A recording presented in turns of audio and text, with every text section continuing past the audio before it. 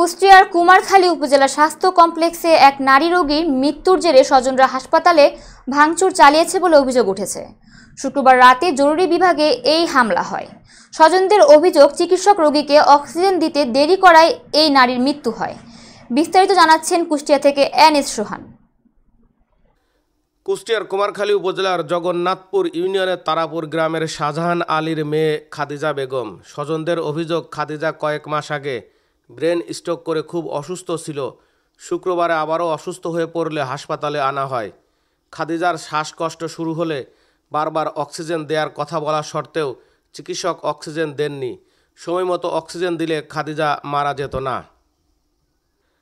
গত রাত্রে আমরা 8টা সাড়ে 8টার দিকে হাসপাতালে গেলাম।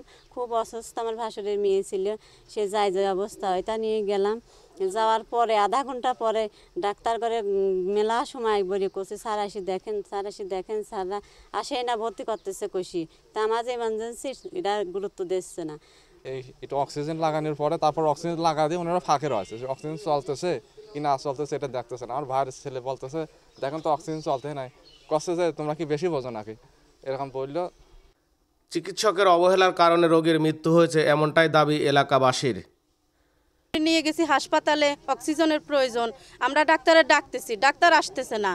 অনেকক্ষণ আধা ঘন্টা এক ঘন্টা ছিল, আধা ঘন্টা এক ঘন্টা ছিলাম, অক্সিজেন তারপরে আমরাই দিছি, দিয়ে ডাক্তার আসতেছে না, ওই অক্সিজেন তারপরে রুগী নিচ্ছে না, আমরা ডাক্তারের ডাকতেছি, আমরা তো বুঝতেছি না যে কি হচ্ছে।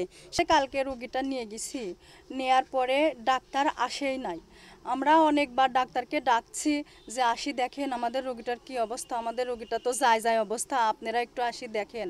স্যাররা অন্য রোগী নিয়ে ভর্তি করা নিয়ে ব্যস্ত, আমাদের রোগী যে এদিকে প্রাণ বাড়া যাচ্ছে তবুও আমাদের রোগীর কাছে আসতেছেন। আমরা এত করে বলতেছি স্যার আমাদের রোগীটাকে শুধু অক্সিজেন দেন, অক্সিজেনটা দেন, তারা অক্সিজেনও দেয় নাই। পরে আমরা নিজেরাই অক্সিজেন দিছি।